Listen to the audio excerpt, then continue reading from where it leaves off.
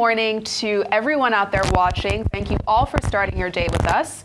So we start what's trending today by taking you to Anambra University's campus, where days after signing, announcing a ban on signing out ceremonies for students, a new video is going around showing security officers forcefully removing female students from campus because of taking part in that same signing out process. Let's watch the video and discuss it on the other side.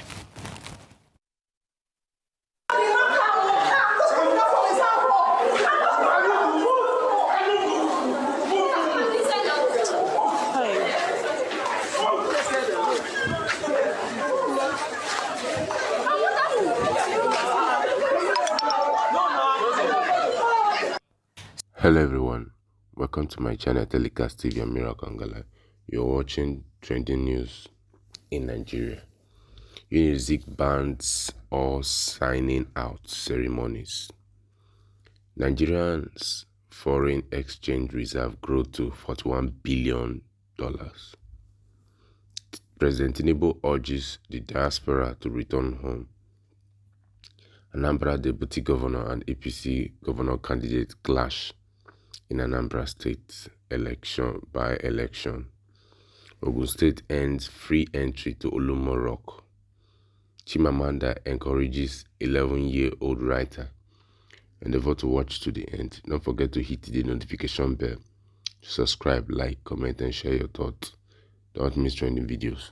So for background, signing out ceremonies are when students will write on one another's shirts on the last day of school and just general activities marking the moment of finally being done with the school year.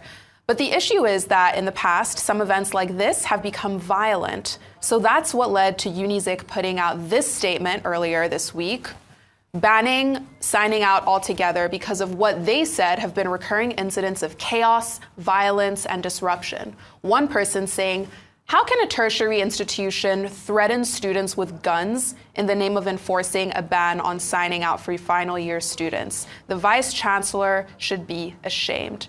So the school made their reasons very clear for banning signing out ceremonies, but like the tweet said, and what we saw in the video, guns were present in that interaction, and it seems to have escalated pretty quickly. And I'll start with you, since we were discussing nursery bans. Yeah. Nursery, this is now university, so how are you seeing this? So even though we're a banning nation, everything, the solution to a lot of things, ban. In this regard, you can understand there's a justification for it. Just as I mentioned yesterday, there was a justification for the banning of nursery school ceremonies.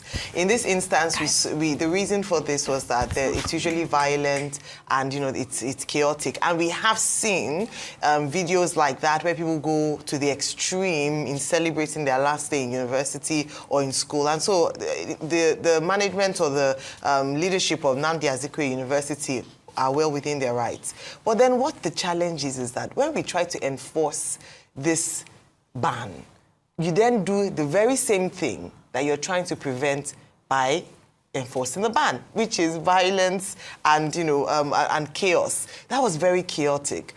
When you have the thing about rules and regulations is that in a normal situation where it makes sense is that when you're going to enforce a new law, new practice, new regulation, especially on a tradition that's gone on for a while in the university, give some time for sensitization and awareness so that the people who are the beneficiaries of this new law and this new regulation are aware. A lot of times people are ignorant. Yes, they say ignorance is not an excuse when it comes to the law, but the truth is that when you don't do your own part in ensuring that the people or the students know and are given enough notice, there's enough sensitization, and then and it's new and someone flouts the rule, it should be at least a warning. Not such, heavy-handedness. I think it was too heavy-handed for the crime. And that's where, so at the end of the day, in trying to correct one wrong, you do a greater wrong. And that's what we've been seeing all through this week. Right from the airline issue, turn off your phone, right, but the way it was handled, wrong. The issue of the NYSC lady in Anambra State, yes, there were vigilantes trying to find out if the Yahoo boys, the way it was done, wrong. So the problem is not that we have rules, regulations, laws that have to be followed, or the enforcing of it. It is the fact that when they are trying to do it, it is heavy-handed. So I hope, again, we're back to this table of the people who perpetrated this violence are brought to book. There's some kind of consequence for their actions, and I hope that the lady or the person in question is compensated. Even though her identity hasn't been revealed, I don't know if it's a good idea for it to be even revealed at this point. Absolutely. So we'll keep following that, as we always follow all of our stories on this show. So now to that big financial headline, with the CBN telling the public that for the first time since 2021, Nigeria's foreign exchange reserves rose to $41 billion in August. This day newspaper also exclusively learning that the ban has more ambitions to build the country's reserves to at least $100 billion. So the special advisor on information, Bayo Onanuga, saying this latest milestone was reached without our country having a massive inflow from oil. Adding, I can bet that Atiku Abubakar, Peter Obi, Nasir El-Rufai, and Babashir Lawal would never acknowledge this remarkable success. They are more interested in their doomed campaign to overthrow Bola Tinubu. Given the fact that this is the highest level of foreign reserves in over 3 years, it is significant. And as this announcement came, so did another from President Tinubu, this time telling Nigerians in the diaspora to come back home to build a more prosperous country. So according to Onanuga on X, President Tinubu, speaking in Tokyo, said, I'm happy to report that many of our people are returning home. For economic reasons, some people might decide to stay away, but for the economic growth and opportunity available in Nigeria, don't stay away, adding, if you do stay away, who will build it?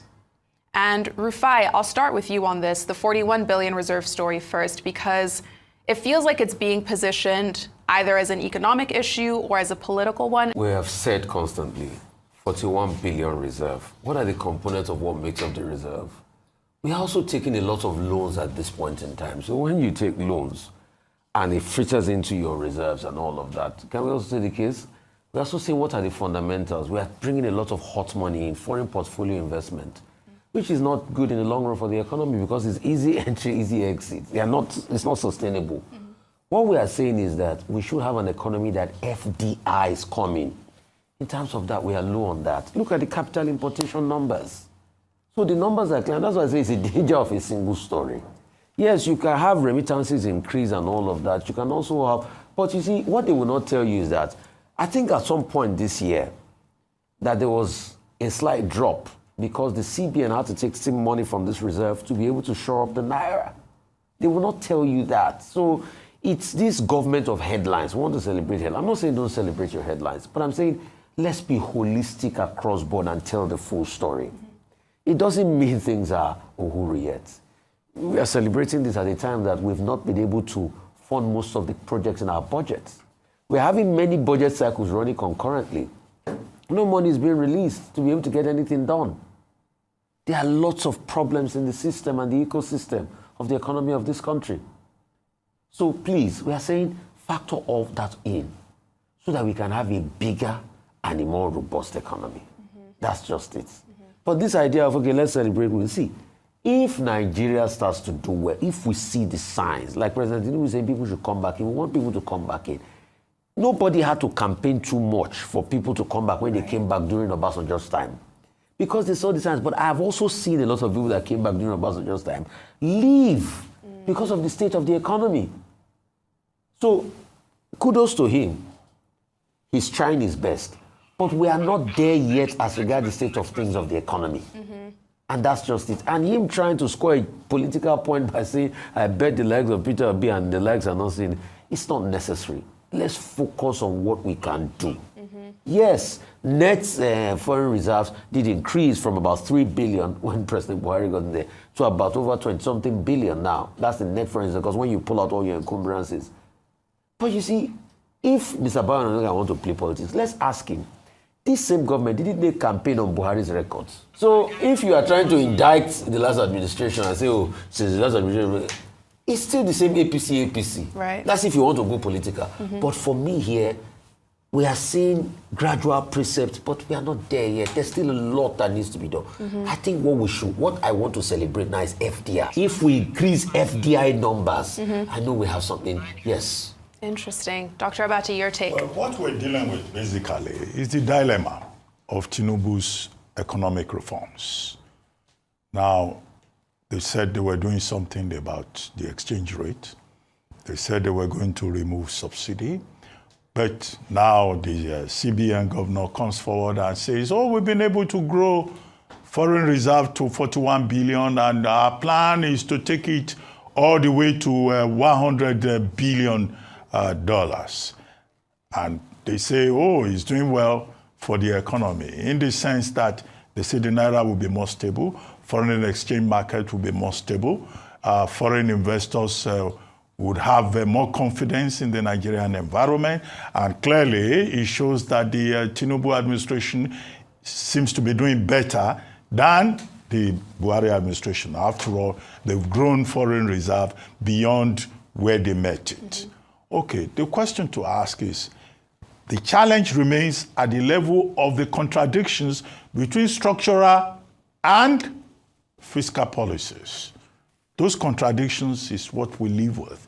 And that was why I said earlier on that, yes, you are celebrating 41 billion, but we have a lot of distortions within the economy. The fiscal side is very weak.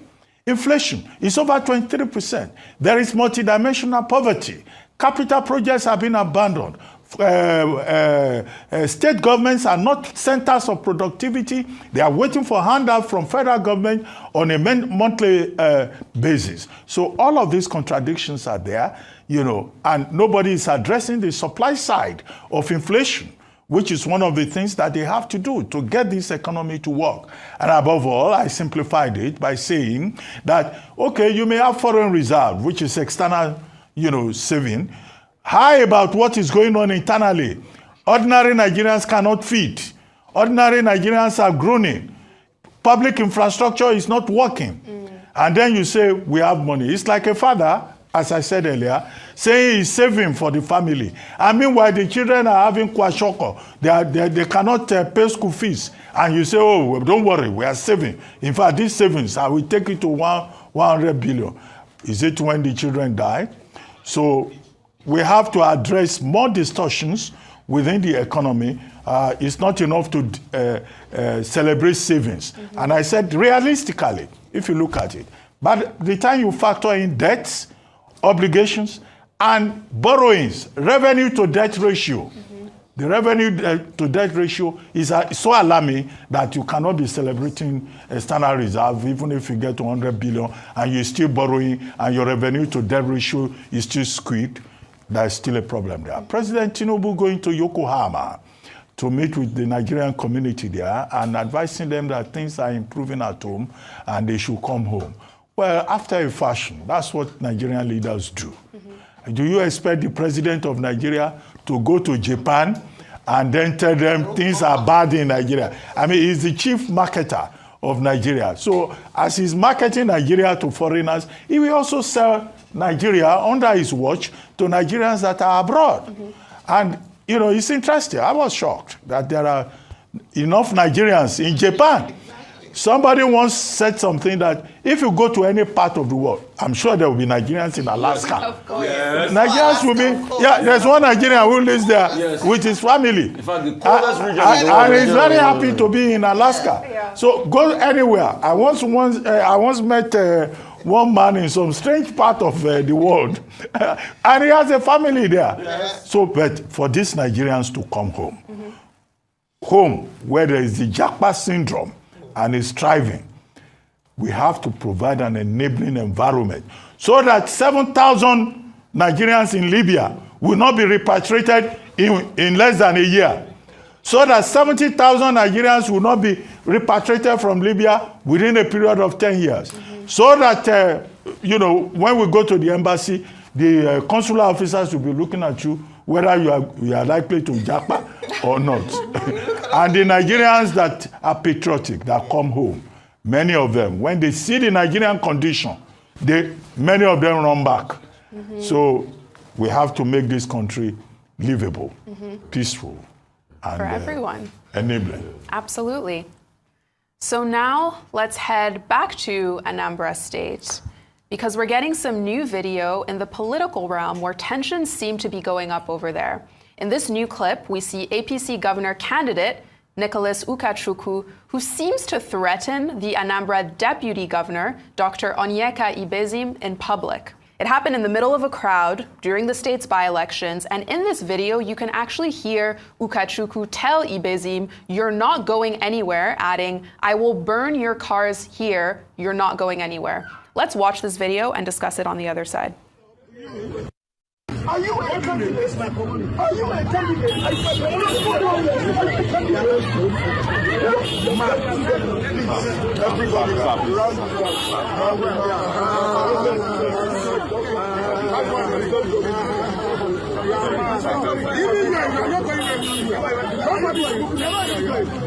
Nobody's moving. I'm going your cars here. They're not going anywhere. They're not going anywhere. God, you can ram me up.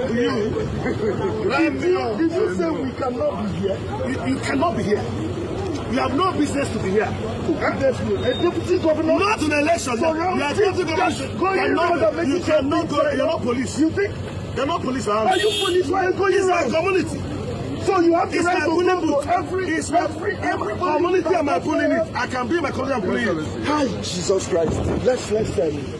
And Dr. Abati, I think I'll start with you on this, just because it's somewhat alarming to hear these kinds of open threats made in public and caught on camera. I know this video happened in the by-elections, but at this stage, how are you seeing this in the context of everything going on in Anambra State? Well, I have argued that the major takeaway from the by-elections is simply that we have not learned any lessons. And it's not just these by-elections. Since 1999 to date, all the elections conducted in this country, despite electoral reform and all of that, we have not learned any lessons. And there is need for us to continue to work on the electoral framework at all levels. The institutions involved, the personalities involved, the processes, and the management of elections generally. However, what this signposts is a statement about the leadership recruitment process. Now, we always talk about violence, thuggery during elections. These are leaders in their own right. The APC candidate, gubernatorial candidate in the upcoming November 8th election in Anambra, and the incumbent deputy governor of Anambra State meeting at a polling unit and threatening to beat each other up. And the APC candidate saying he will set fire to all the vehicles brought by the deputy governor. These are leaders, and they are talking like thugs, common thugs.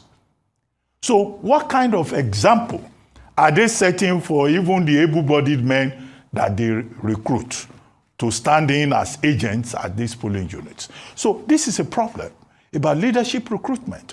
And the people take their cue from the way their leaders behave. Mm-hmm. And I say this democracy is not going to move forward unless we begin to make sure that the people that are recruited into leadership positions at any level are persons who have the character. Because there seems to be a flaw of character with the people who lead us. Have we not seen in this same country during an election time when known prominent people in Nigeria will go and snatch ballot boxes?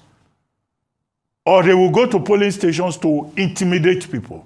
This is just a clear example of it. And I think it's most unfortunate. And we hope that this will not be the pattern on November 8th when Anambra goes to the polls.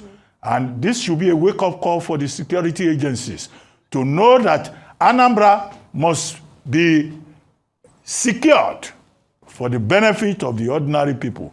If Nicholas Ukachukwu had carried out his threat to set fire to Ibezim's vehicles, imagine the kind of chaos that would have imploded with the two supporters on both sides fighting each other. So it's a very sad commentary on the character of Nigeria's professional political elite. And I say this without generalizing, because this appears to be the trend. Absolutely. Let me just say very quickly that, so following the by-elections last weekend, there were accusations and counter-accusations of violence. And so I'm just trying to give what might have been a background to this altercation and this very shameful display of anger and words, carelessly thrown around by both parties. So the Prince Nicholas Ukachukwu and the APC had come out to say that, accused Governor Soludo and his party of violence and hijacking the elections over the weekend. In fact, they released a statement and they're saying that it was was fire for fire. They even cited the example of the sitting deputy governor leaving his senatorial zone, central senatorial zone, to come to Anambra South, and that probably that was why he was checking him and saying that you are not above the law, and was trying to take matters into his own hands. Now, where there's a breakdown of law and order and you feel that you're not going to get fairness, everybody then decides to take matters into their own hands. And that is what we have seen a number of times in Nigeria. Now, we can obviously see that it's not limited to Nigerian citizens like you and I. Even for leaders, they don't trust the process such that he was, the affront of the deputy governor to come to his own senatorial district prompted him to say that he would not allow them to go, and he was willing to burn their cars to prevent them from coming into. I mean, this is a show of shame. In an ideal world, he should be brought into for questioning. This should have been investigated. We shouldn't even have an environment where things like this happen, and they don't care that people are recording and it could appear on social media. There's no concern for reputation. There's no concern. This is a man who is running for election in a few months' time, when he should ideally be on his best behavior, because he would risk losing his election. He didn't care, because it means that there's impunity, no consequences, and as we can see and we'll watch in the coming days, no consequences. Who is going to save us from this impunity in Nigeria? Rufai. See, with due respect, I don't know why you guys are surprised though. See, how many decent, when I mean decent all-rounder in morals, in character, in outlook, how many decent people go into politics in Nigeria? How many? Can you count? I'm not saying they're not decent, but they're decent people in politics. But how many? I mean, when you or whoever is watching is a person and says they want to go into politics, what's the first thing they tell you? They tell you don't want to be part of touts, togs, and the likes, and that's what's happening. But you see, the bigger joke is on the Nigerian people. And I'll ask you, as 2027 is coming, you're going to vote in this election. I just want a question for you. The man that you are going to vote, can you leave your 6-year-old child with that man for that child, that man or woman, to raise your child? Because there are lots of Nigerians that vote for people they can't even leave their own children with. And they say politics is different. But when their lives are now battered by those decisions, they start to cry. That's just my question. Whoever you're going to vote, can you leave your children with that man to raise for you in a situation where you are not there? That's a food for thought. Let's move ahead. Absolutely, that is food for thought.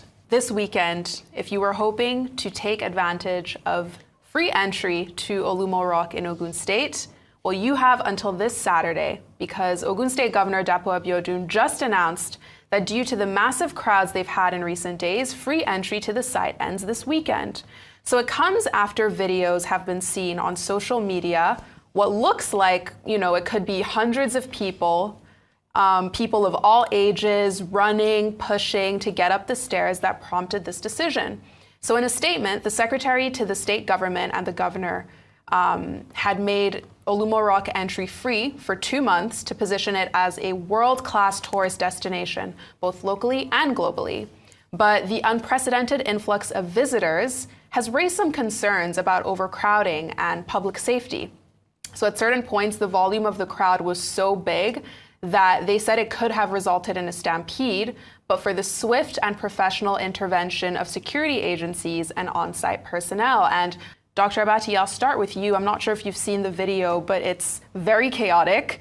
What do you think about this decision? Okay, well, on a lighter note, Nigerians like free things. That same Olumorok has been there for forever. And most of the people are now rushing there to go and climb it. They are doing so because entry has been declared free, and everybody will want to take advantage of the free access to the place. That's on the lighter side.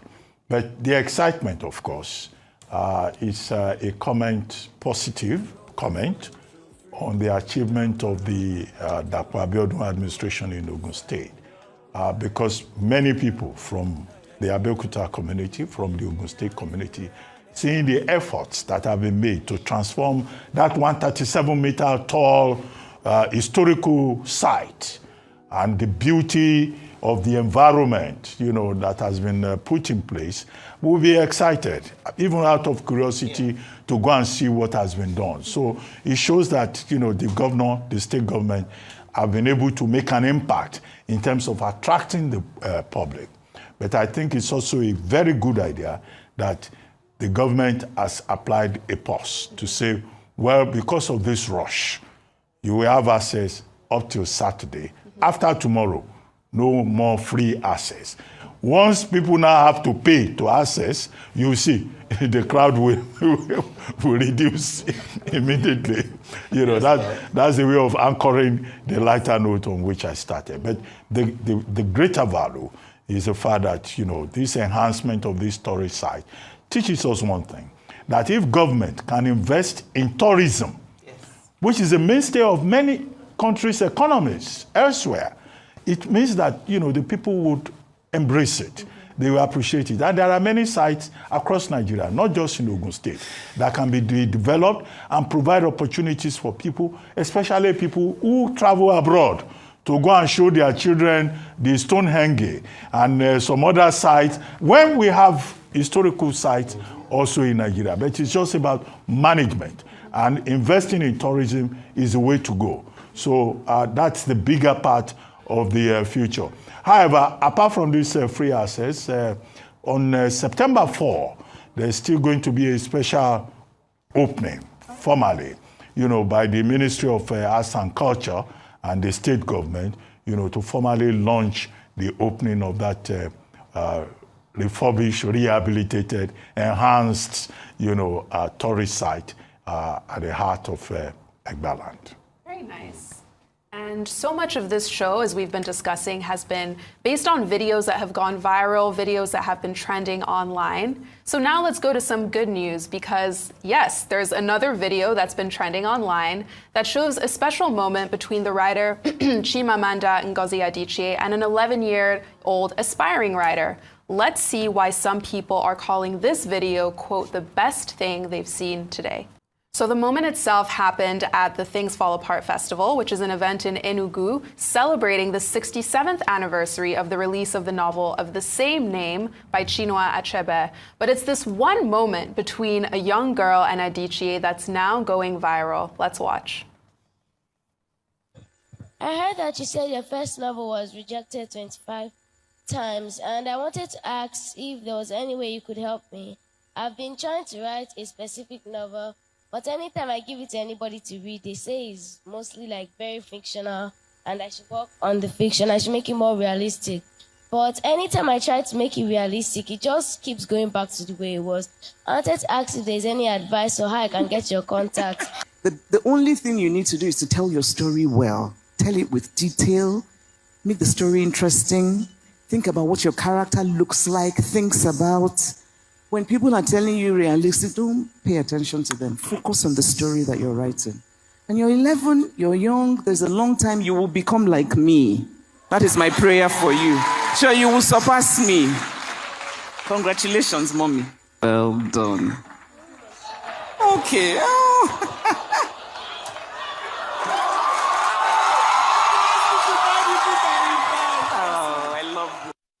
So one person saying this was so beautiful to watch, her fluency, her confidence, articulation. Children are the future and hope of every society, and it's moments like this that remind us of that. Another person said, when a child is properly brought up and she's focused, when preparation meets opportunity. And what's especially nice is to just see that young girl's confidence talking about her writing at that age. It's so impressive, and it's really worth celebrating. So impressive and worth celebrating. And there's something to be said about mentoring. Absolutely. People like Chimamanda Adichie, they are inspirational figures. And this is Chimamanda Adichie, inspiring this young lady. I look forward to a time in the future where when this young lady will become a novelist. And this picture will be published to say, oh, when she was a young girl, she met Chimamanda Adichie. The same way many young girls all want to be like Dr. Ngozi Okonjo-Iweala. And this is what we say about building a good society that is based on talent, hard work, merit, and opportunity. Absolutely. I know, this girl will never... Somebody in the studio is saying some girls want to be like Kemi Bradnock. No, please. Maybe not. I would say they want to be like Chimamanda Ngozi Adichie, Dr. Ngozi Okonjo-Iweala, Obaze and the likes. But I just want to say that this girl would never forget this moment. And kudos to her parents. And this is the evidence of investing in education. We have such a bright future for our young people if only we can take it seriously. I'm so happy about this. And like you've said, I look forward to seeing her on world stages doing Nigeria proud. Absolutely. Thank you very much, Annie. Thank you. Enjoy the rest of your weekend. Yes. And that's all on today's edition of The Morning Show.